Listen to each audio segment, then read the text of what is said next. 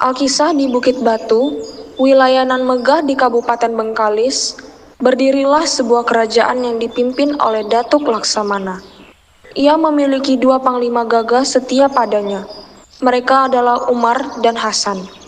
Kerajaan dan rakyatnya kala itu amat damai dan tentram.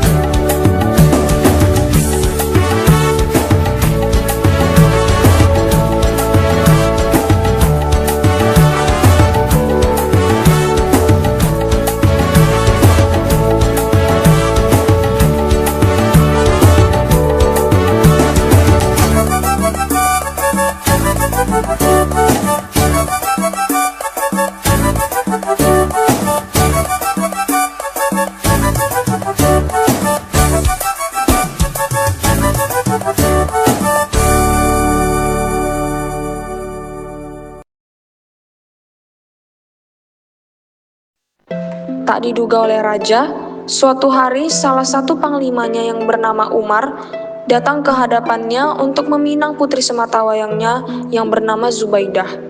Raja pun setuju dan beberapa hari kemudian pernikahan untuk Umar dan Zubaidah pun terlaksana. Semoga pernikahan ini bisa membawa kebahagiaan abadi bagi kalian berdua. Umar, jagalah Zubaidah dengan sepenuh hatimu. Janji saya, tuanku. Saya akan selalu menjaganya. Terima kasih, suamiku.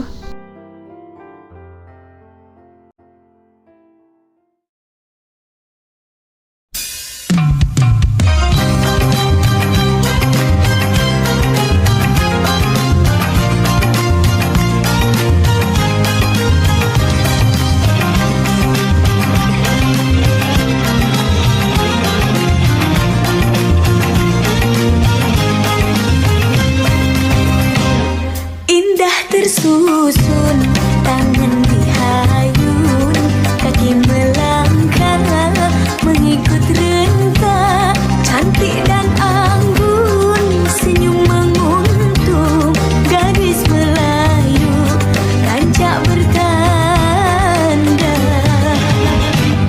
tampan perkasa, langkah pemuda, menyusun gerak, pencak berseri, menceling darah di ekor mata, terpaut rasa.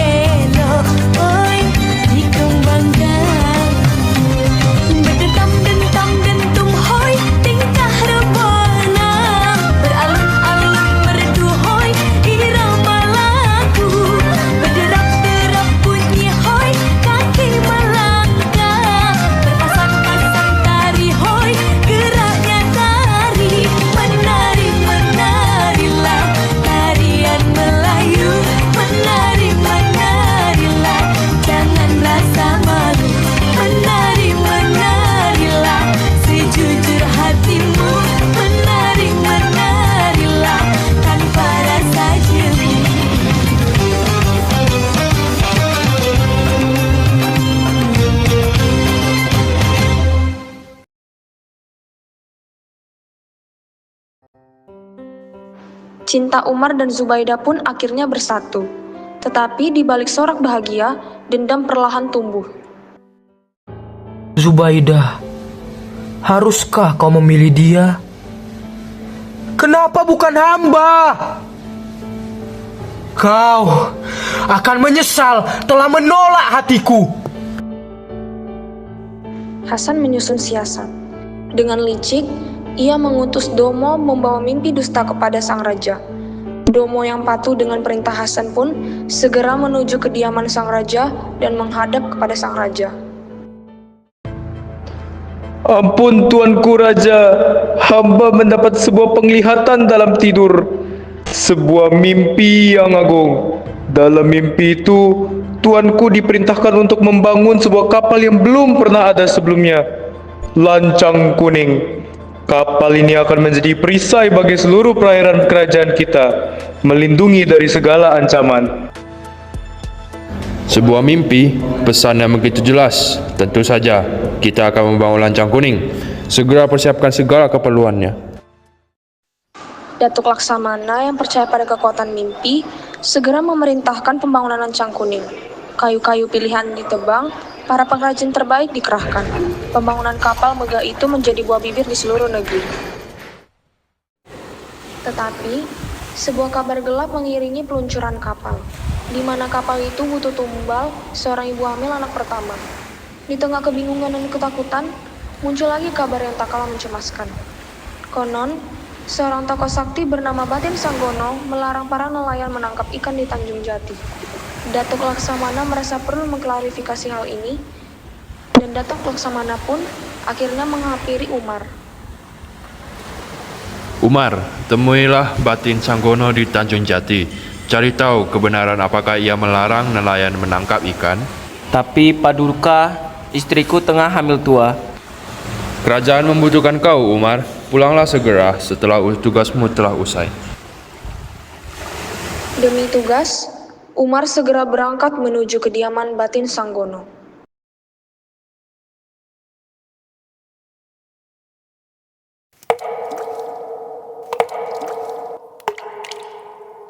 Salam hormat, wahai Batin Sanggono.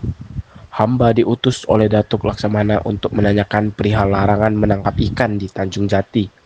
Benarkah kabar tersebut?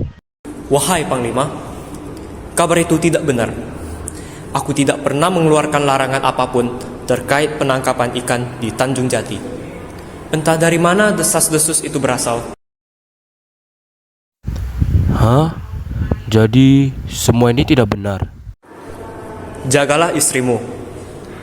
Ada yang tidak beres di kerajaan ini.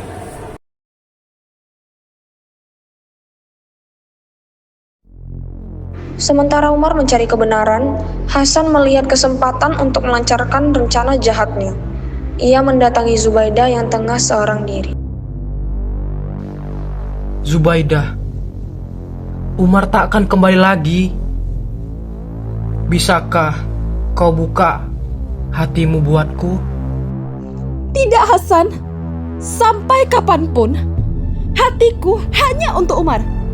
Mau mati pun, aku tak sudi membuka hati untuk kau. Kalau begitu, mati pun akan kau dapat. Dengan keji, Hasan menculik Zubaidah dan menyeretnya ke tepi laut, tempat lancang kuning berdiri megah.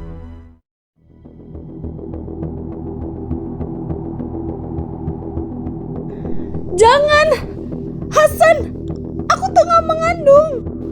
Dan itulah tumbal yang dibutuhkan. Lancang kuning meluncur dengan mulus ke laut, meninggalkan jejak darah di lunas. Kabar tragis mengenai nasib Zubaidah sampai ke telinga Umar yang baru saja mengetahui kebohongan Hasan dari Batin Sanggono. Amarah dan kesedihan yang mendalam bercampur menjadi satu, dan dengan hati yang hancur, ia segera kembali. Hasan, apa yang telah kau lakukan? Di mana Zubaidah? Ia telah menjadi bagian dari kapal kebanggaan kita, Umar. Kapal agar lancang kuning bisa berlayar dengan selamat. akan kubunuh kau. Umar, cinta membuatmu lemah. Pertarungan antara dua panglima gagah itu pun tak terhindarkan. Namun, amarah dan kesedihan Umar memberinya kekuatan yang tak tertandingi. Akhirnya, Hasan roboh dan tewas di tangan Umar terkapar tak bernyawa. Umar pun menangis rapuh atas kepergian Zubaidah, dan tanpa diduga tiba-tiba, Suamiku, Istriku, aku kira akan kehilangan dirimu. Aku sangat mengkhawatirkanmu. Aku berjanji akan menjagamu sampai akhir hayat hidupku. Aku punya hadiah untukmu.